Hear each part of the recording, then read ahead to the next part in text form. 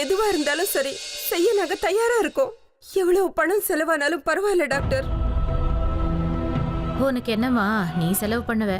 ரோட்ல போற வரவங்களுக்கெல்லாம் இப்படி தண்ணி மாதிரி நீ பணத்தை செலவு பண்ணா நாம எல்லாரும் நடுத்தெருவுக்கு தான் வரணும். முதல்ல இந்த சரோஜாவை தீர்த்து கட்டினா எல்லா பிரச்சனையும் ஒரு முடிவுக்கு வரும். அப்படின்னா நீங்க ஒரு வேலை செய்யுங்க, இவங்களை ஏதாவது மல்டி ஸ்பெஷாலிட்டி ஹாஸ்பிட்டலுக்கு கூட்டு போய் அட்மிட் பண்றது நல்லது. வேண்டாம், நாங்களாம் போக கூடாது. எனக்கு அது தேவையில்லை. எனக்கு இப்போ சிவனோட ஆசீர்வாதம் மட்டும் இருந்தா போதும். அவனால மட்டும்தான் என்னோட உயிரை காப்பாற்ற முடியும். சரி டாக்டர், நீங்க சொன்ன மாதிரியே மல்டி ஸ்பெஷாலிட்டி ஹாஸ்பிட்டலுக்கே கூட்டிட்டு போறோம். இவ்வளவு தூரம் நீங்க வந்ததுக்கு ரொம்ப தேங்க்ஸ் டாக்டர். அப்ப சரி, நான் கிளம்புறேன்.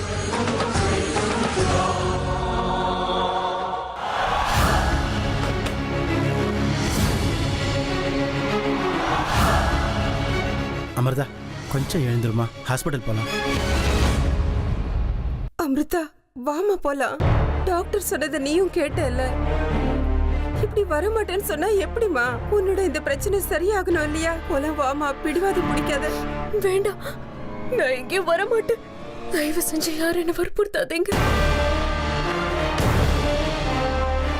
கொஞ்ச நேரம் என்ன தனியா விடுங்க, போங்க.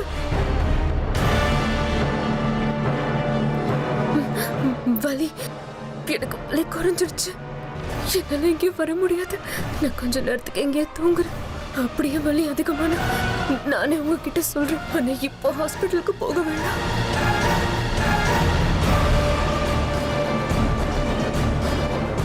ராஜி, இந்த பொண்ணு பண்றதெல்லாம் பார்க்கும்போது நம்ம கிட்ட ஏதோ ஒண்ணு மறைக்கிறான்னு தோணுது. இன்னும் அரை மணி நேரமோ 3/4 மணி நேரமோ இவ செத்துருவா. ஆனா ஏன் ஆஸ்பத்திரிக்கு போக மாட்டேன்னு சொல்றா? என்னங்க, ஏதோ சினிமா பாக்குற மாதிரி நினைச்சுக்கிட்டு அமைதியா இருங்க. நீங்க பேசுறது யார் காதலையாவது விழப்போகுது. இங்க இருந்து போங்க.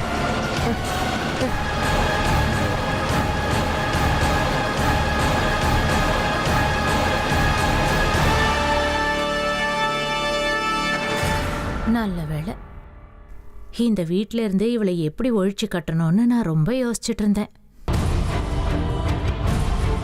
ஏன் அதிர்ஷ்டம், இவன் மொத்தமா போய் சேர்ந்துடுவா போல இருக்கு. இவளை மேல அமிச்சிட்டா அதுக்கப்புறம் சரோஜா மட்டும்தான் இருப்பான். சரியான நேரம் பார்த்து அவ கதையும் முடிச்சிட வேண்டியதுதான். அப்புறம் 2 பேரும் பரலோகத்துல ஒண்ணா இருப்பாங்க. ச்சே, இப்படி ஒரு தோல்வி கிடைக்கணும்னு நான் எதிர்பார்க்கவே இல்லை. இந்த ஊர் மொத்தமா தேடியாச்சு, உங்க அக்கா அமிர்தா எந்த இடத்துலயும் இல்ல. எனக்கு தெரிஞ்சு இந்த ஊர்ல இருக்குன்னு உங்க அக்கா உங்ககிட்ட போய் சொல்லியிருக்கணும். எங்க அக்கா அப்படியெல்லாம் போய் சொல்ல மாட்டாங்க. இந்த ஊர் மொத்தமா தேடியாச்சு, அவங்கள காணோம் அப்படின்னா அவங்க சொன்னது போய் தானே. ஏதோ பாருங்கன்னா இன்னும் 2-3 வீடு தான் மிச்சம் இருக்கு. ஒருவேளை அந்த வீட்ல எங்கேயாவது இருக்கலாம்ல. எனக்கு சுத்தமா நம்பிக்கையே போயிடுச்சு மல்லி.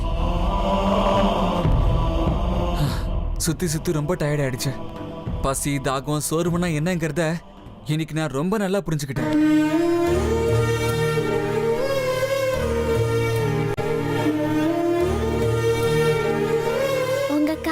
ஈடேறணும்னா நீங்க மாவீரனாவும் இருக்கணும், பிச்சைக்காரனாவும் இருக்கணும். இப்படி புலம்பிக்கிட்டே இருந்தா உங்க லவ் ஸ்டோரி அவ்வளவுதான். ஏய், டயலாக்லாம் நல்லா தான் பேசுற, போதும் நட. ஆனா ஒரு நிமிஷம்.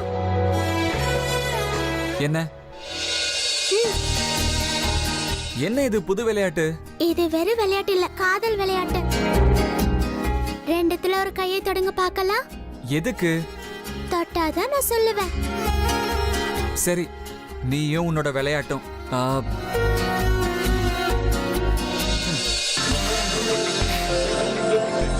அக்கா நிச்சயம் கிடைப்பாங்க, போதுமா? வலது கையை தொட்ட அக்கா கிடைப்பாங்கன்னு நினைச்சுக்கிட்டேன். அண்ணா, மிச்சம் 2-3 வீட்டையும் நம்ம போய் பார்த்துடலாம். அக்கா நிச்சயம் கிடைப்பாங்கன்னு என் மனசு சொல்லுதுண்ணா.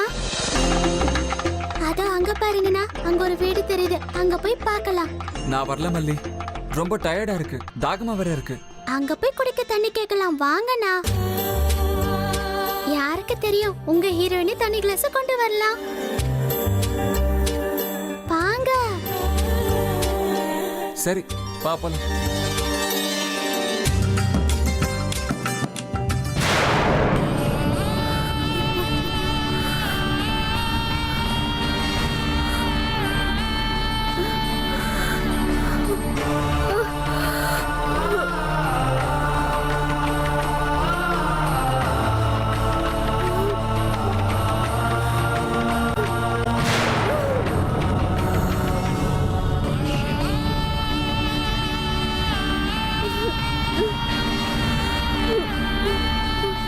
உன்னை விட்டா எங்களுக்கு வேற யாருமே இல்ல. அமிர்தா வாழ்வா சாவான்னு போராடிக்கிட்டு இருக்கா. அவ சாகுறதுதான் நியாயமா? அந்த மாயா கோட்ல இருந்து அவளை காப்பாத்தினது நீதான். இப்போ அந்த மந்திரவாதி கட்டுப்பாட்டுக்குள்ள அவளை துடிக்க வைக்கிறதும் நீதான். உன்னை தவிர வேற யாராலையும் அவளை காப்பாத்த முடியாது. உண்மை ஜெயிச்சாகணும், நியாயம் ஜெயிச்சாகணும்னா நீ அவளுக்கு உதவி செஞ்சே தீரணும் பரமேஸ்வரா. உதவி செஞ்சே தீரணும்.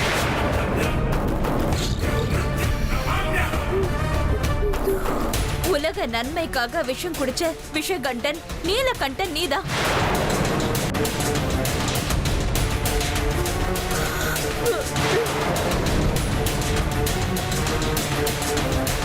பக்தர்களை ரட்சிக்கிற மகேஸ்வரன் நீ. தீயவர்களை சம்ஹாரம் பண்ற கால பைரவன் நீ. மிருத்யுஞ்செயன் நீ. இந்த மரணத்திலிருந்து நீதான் அவளை காப்பாத்தணும்.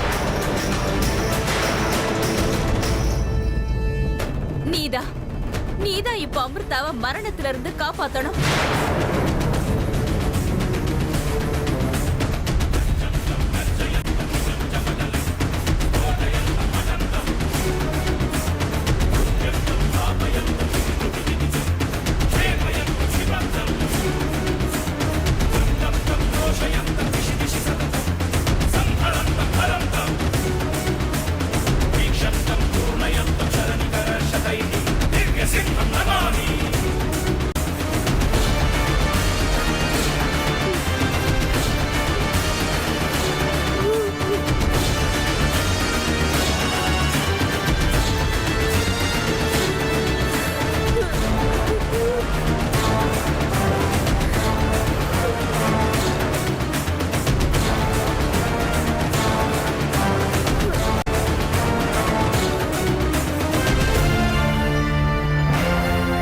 கடவுளே, அமிர்தாவுக்கு ஒன்னும் ஆகாம நீதான்ப்பா காப்பாத்தணும். எனக்கு குழந்தையே பிறக்கலன்னு நான் துடிச்சிட்டு இருந்தப்போ எங்கிருந்தோ அமிர்தா எனக்கு மகளா வந்தா. அவளை என்கிட்ட இருந்து பிரிச்சிடாதப்பா.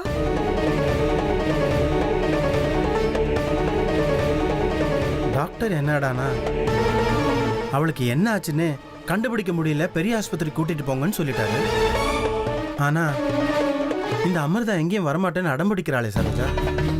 எனக்கு என்ன பண்றதுன்னே தெரியல. ஆமாங்க, நாம அவளை வற்புறுத்த முடியாத நிலைமையில இருக்கோம். கடவுளே, நீதான் ஒரு நல்ல வழியை காட்டணும். நமக்கு மட்டும் ஏன் இப்படி நடக்குது? ஒருவேளை சாமிக்கு செய்யற பூஜையில ஏதாவது தப்பு பண்ணிட்டோமா? அப்படி எனக்கு தெரிஞ்சு நாம எந்த தப்பும் செய்யலைங்க. இல்ல சரோஜா, ஏதோ தப்பு பண்ணிருக்கோம். பொதுவா கடவுள்கிட்ட ஏதாவது வேண்டிக்கிட்டு நாம அதை செய்யாம விட்டுட்டோம்னா கண்டிப்பா இந்த மாதிரி தான் ஏதாவது நடக்கும். பொதுவாவே நமக்கு ஏதாவது கஷ்டம் வந்தா நாம கடவுள்கிட்ட தான் போய் வேண்டிப்போம். ஆனா நம்மளை விட்டு அந்த கஷ்டம் போனப்புறம் நாம வேண்டினதையே மறந்து போயிடுவோம். அதே மாதிரி நாம வேண்டிக்கிட்டு எதையா மறந்துட்டோமா என்ன?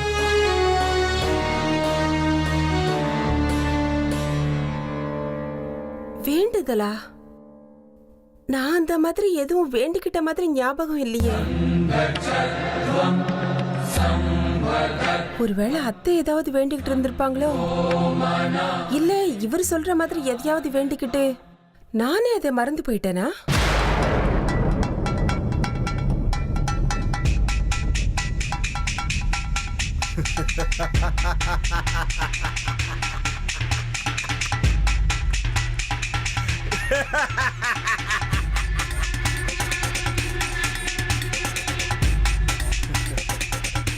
ஜெய் மகாகாளி.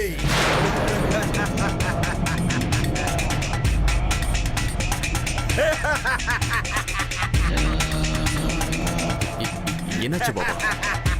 ஏன் இப்படி சிரிக்கிறீங்க? ருத்ரா, சரி நீயும் இப்படி சரி. இந்த சந்தோஷத்தை நல்லா அனுபவி. ஏன்னா இன்னும் கொஞ்ச நேரத்துல அந்த நாகராணி செத்து போடுவா. அதுக்கப்புறம் உனக்கு எதிரின்னு யாரும் இருக்க மாட்டாங்க. எதிரினி யாருமே இல்லாத போது மரண பயம் உன்னை நெருங்காது.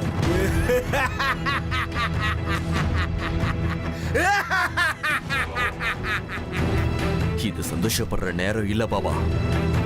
நான் மனசார சந்தோஷப்படணும்னா அந்த நாகராணி சாகிறத என் கண்ணால பார்க்கணும். பாப்ப ருத்ரா, என்ன ஆச்சு?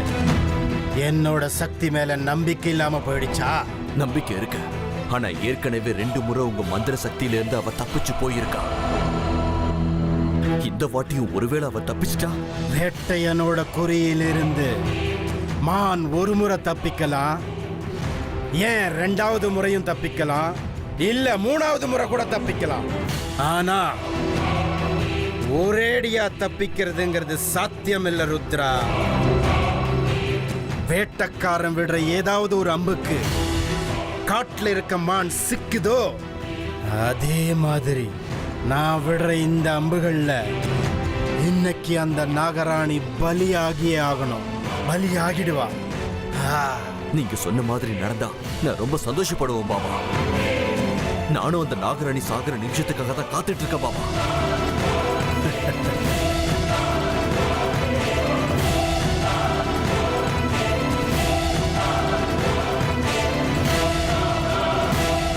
அர்ஜுன், அர்ஜுன், அர்ஜுன். அர்ஜுன் காலையில போனவன் இன்னும் வீட்டுக்கு வரலங்க. காலையில போனவன் இன்னும் வீட்டுக்கு வரலன்னு என்ன அர்த்தம்? ஃபோன் பண்ணா ஃபோனை எடுக்க மாட்டேங்கிறா. ஆபீஸ்க்கு வந்து என் கூட பிசினஸ் பார்த்துக்கோனா முடியாதுங்கிறான். காரண பாரு, ஆரம்பத்துல இருந்து என் கூட இருந்ததுனால தனியா 10 ப்ராஜெக்ட் மெயின்டைன் பண்ற அளவுக்கு வளர்ந்துருக்கான். நல்லா பண்றான். ஐயோ கடவுளே, அர்ஜுன் உங்க கூட ஆபீஸ்க்கு வர மாட்டேங்கிறானா? அதுக்கு நான் என்ன பண்றது? என்ன பண்றதுன்னு என்ன அர்த்தம்? நீ தானே அவனை உட்கார வச்சு புத்தி சொல்லணும். நீ குடுக்கற செல்லத்தால தான் இன்னைக்கு அவன் இஷ்டத்துக்கு அவன் ஆடிட்டு இருக்கான். ஏங்க, இப்ப நான் என்ன தப்பு பண்ணிட்டேன்னு என்ன பிடிச்சி இந்த கத்து கத்துறீங்க நீங்க? நான் எப்பவும் அவன்கிட்ட சொல்லிக்கிட்டு தான் இருக்கேன். அவன் என் பேச்ச கேட்க மாட்டேங்கிறானே. எப்படி கேட்பான்? நான் அவனை திட்டி 4 புத்தி சொல்லலான்னு பார்த்தா அவனை திட்டாதீங்க, நான் அவனுக்கு புத்தி சொல்றேன்னு வரைஞ்சு கட்டிட்டு வந்தல்ல, அதோட பலன் தான் இதெல்லாம். ஏங்க, திட்டுறதுனால பசங்களுக்கு புத்தி வந்துடாதுங்க. அது மட்டும் இல்லாம திட்டி புத்தி சொல்றதுக்கு அர்ஜுன் ஒன்னும் சின்ன குழந்தை இல்ல. அவனை அடிச்சு திட்டி எதுவும் செய்ய வைக்க முடியாது. ஹேமா சொல்றது சரிதான்டா. பசங்களை எல்லாம் ஒரு வயசு வரைக்கும் தான் திட்டி அடிச்சு புத்தி சொல்ல முடியும். இப்ப அவன் தோளுக்கு மேல வளர்ந்துட்டா. கொஞ்ச நாள்ல அவனுக்கு கல்யாணம் பண்ண போறோம். நீ உன் புள்ள கூட ஒரு நண்பனா பழகணும். அது உன்னுடைய கடமைடா. நீ என்னடா எப்ப பார்த்தாலும் பிசினஸ் அது இதுன்னு பிஸியாவே இருந்துட்டு இருக்க. நாங்க ஏதாவது சொன்னா அத காதுலயே வாங்கிக்கிறது இல்ல. அது மட்டும் இல்லாம இப்ப எல்லாம் நம்ம அர்ஜுன் எங்க போறான், என்ன பண்றான், எப்போ வீட்டுக்கு திரும்பி வருவான் எதுவுமே தெரிய மாட்டேங்குது. அவன் நம்ம கைய விட்டு நழுவி போறான்னு தோணுது. இன்னைக்கு வரட்டும், நான் அவனை விசாரிச்சுக்கிறேன். விசாரிக்கிறதுல எந்த பிரயோஜனமும் கிடையாது விஷ்ணு. சீக்கிரமா அவனுக்கு ஒரு கல்யாணம் பண்ணிட்டா தானாவே வழிக்கு வந்துருவான். பொண்டாட்டின்னு ஒருத்தி வீட்டுக்கு வந்துட்டா வெளியில சுத்துறது குறைஞ்சிடும். நான் ஹேமா கிட்ட சில பொண்ணுங்களோட போட்டோவை கொடுத்துருக்கேன். நீ பாத்தியா? இல்லம்மா, பார்க்க முடியல. அப்புறம் பார்க்கறேன். முதல்ல போட்டோவை பாருடா. முக்கியமான வேலை இருக்கு, போயிட்டு வந்து பார்க்கறேன்.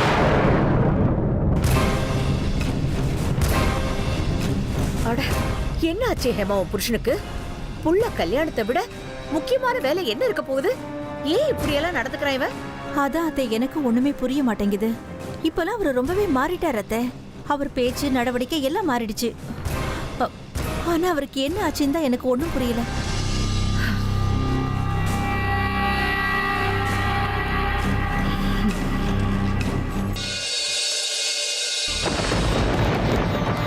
ஐயோ கடவுளே, நான் எவ்வளவு பெரிய தப்பு பண்ணிட்டேன். என்னங்க என்னங்க, ஒரு நிமிஷம் இங்க வாங்களேன். என்ன சரோஜா, என்னாச்சு? இல்லங்க, நீங்க போய் என்கிட்ட சொன்ன மாதிரி நான் ஒரு பெரிய தப்பு பண்ணிருக்கேங்க. தப்பு பண்ணிட்டியா? என்ன தப்பு பண்ண?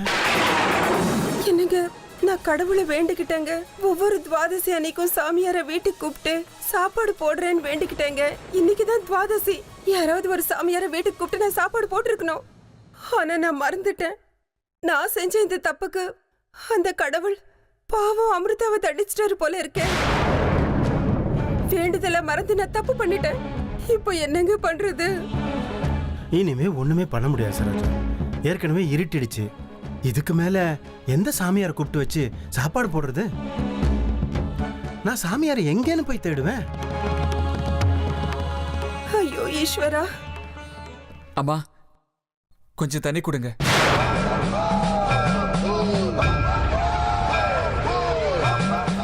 நாகவேறு பக்கத்துல எங்கேயோ இருக்கிற மாதிரி இருக்கு. எங்க இருக்கு? கடவுளே, பரமேஸ்வரா, என்னை காப்பாத்து.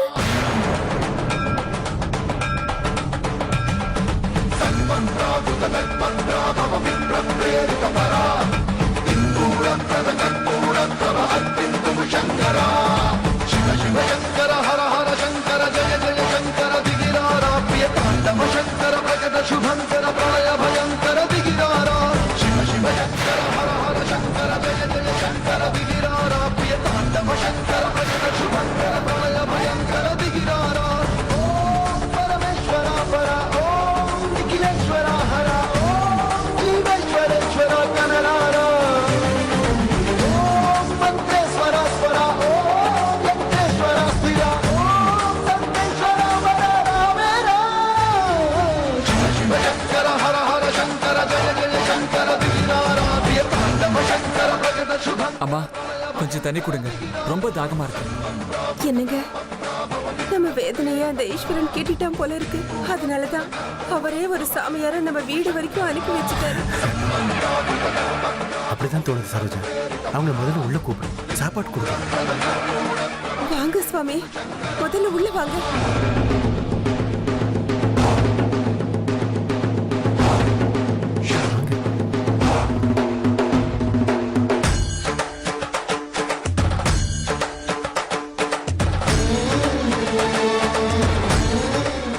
அது நாங்க உள்ள வரதுக்காக வரல.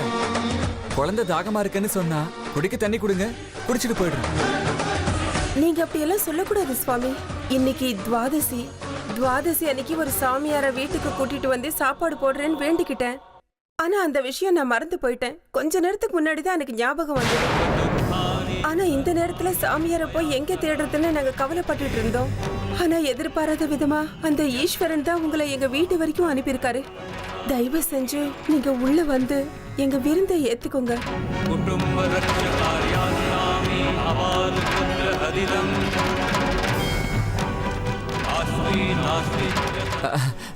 மன்னிச்சிடுங்கம்மா, எங்களுக்கு சாப்பாடுலாம் வேண்டாம், தண்ணி கொடுத்தா போதும். இங்க பாருங்க, தயவு செஞ்சு அப்படிலாம் சொல்லாதீங்க. கண்டிப்பா நீங்க இருந்து எங்க வீட்டுல சாப்பிட்டுட்டு தான் போகணும். இத பாருங்க சுவாமி, உங்களால எவ்வளவு முடியுதோ அவ்வளவு சாப்பிடுங்க. எங்க வேண்டுதலை நிறைவேற்றிக்க எங்களுக்கு ஒரு வாய்ப்பு கொடுங்க. முதல்ல உள்ள வாங்க.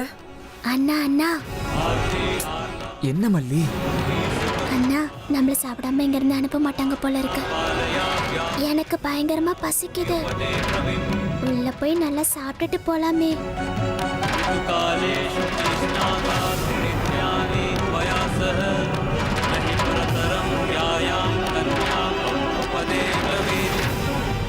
சரிங்கம்மா, அந்த ஆண்டவன் இஷ்டப்படியே நடக்கட்டும். இதுதான் அக்கா இருக்கிற வீடு. நான் உள்ள போனா அண்ணாவை நான் தான் கூட்டிட்டு வந்தேன்னு அக்கா என் மேல கோவப்படுவாங்க. முதல்ல இங்க இருந்து எஸ்கேப் ஆயிடும். வாங்க, உள்ள வாங்க சுவாமி.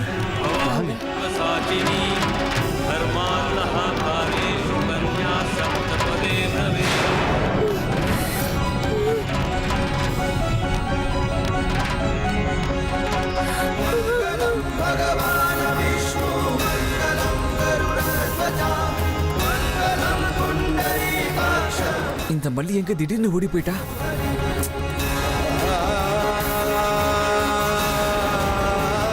சுவாமி, ஏன் இங்கே நிக்கிறீங்க? உள்ள வாங்க. ஆமா, அந்த குழந்தை எங்க? அந்த பொண்ணுக்கு சாப்பாடு வேண்டாமா, அதான் போயிட்டா. அடடே, அப்படியா? சரி, நீங்களாவது வாங்க. ஆ, ஆ. வாங்க.